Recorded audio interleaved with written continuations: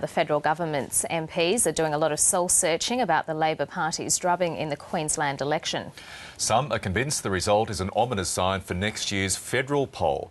For more on that, we're joined now by the Trade Minister Craig Emerson from Canberra. Mr Emerson, good morning.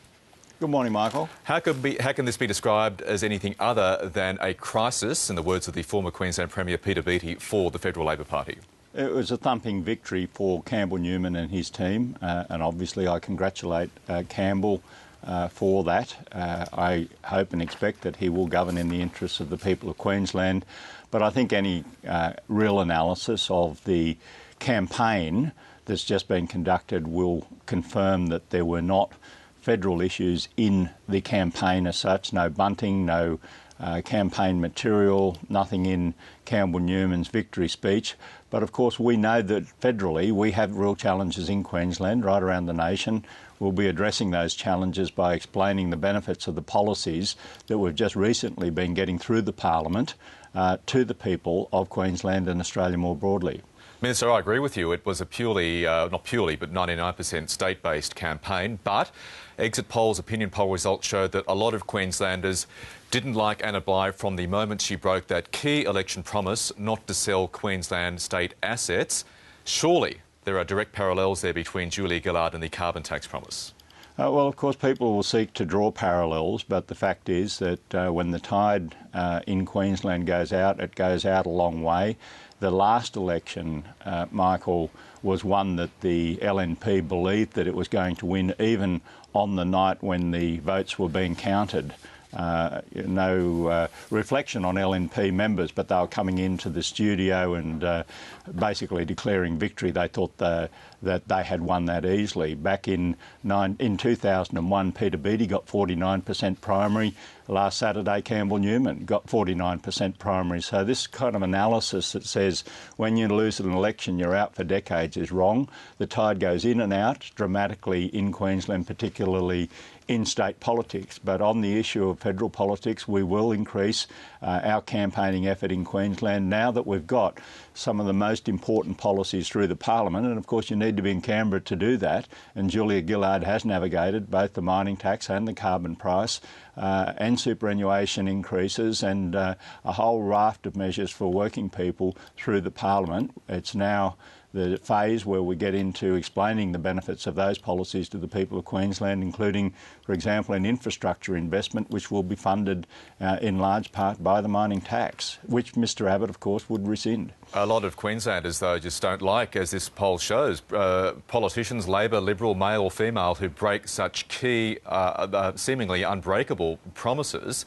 So, do you seriously believe that you can turn Queenslanders around when you come to selling this carbon tax, knowing the political timeline behind it? Well, have a look at the benefits, and this is what we'll be saying to the people of Queensland. Trebling of the tax-free threshold, taking 1 million people out of the tax system, increases in pensions, a battler's buffer, cuts in income tax. All of these are substantial benefits for the people of Queensland. Combine that with the mining tax, where you get small business tax breaks that Barnaby Joyce, in an interview just about 3 minutes ago, says does not exist. They're going to try to airbrush that out of existence. And an increase in superannuation for 8.4 million working Australians. These are real tangible benefits. Education tax refund, where school uniforms will be claimable for the first time. Paid parental leave scheme, in our case, fully funded, not funded as in Mr Abbott's case by a great big new tax on everything you buy. These are the stories that we'll be telling because they are the results of the policies that we're putting in place. So can Queenslanders expect to see much more of Julia Gillard in the weeks and months ahead? I think so, and also of all the relevant ministers.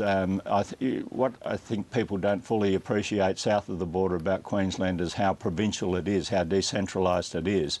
And so it's important to travel to far North Queensland, Central Queensland, the Gold Coast, the Sunshine Coast, obviously the southeast corner more broadly, even Western Queensland.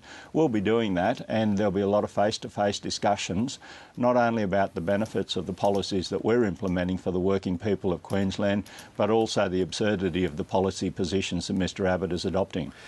On the issue of trust and broken promises, do you think the former Premier Anna Bligh's decision to, despite saying to the contrary, to resign from Parliament very quickly will bite the Labor Party when the by-election for her seat of South Brisbane is held?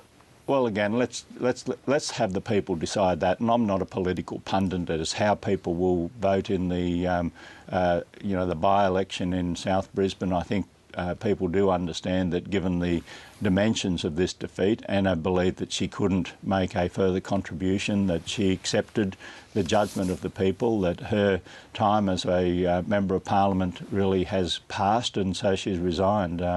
And we'll just leave it up to the people. I don't like presuming to say how people will vote in coming elections. I think the political graveyards are full of such pundits. They always do like to write off political parties, as they did with John Howard in 2001, said he couldn't win. I think he was 40% two-party preferred for quite a time, in that he was written off.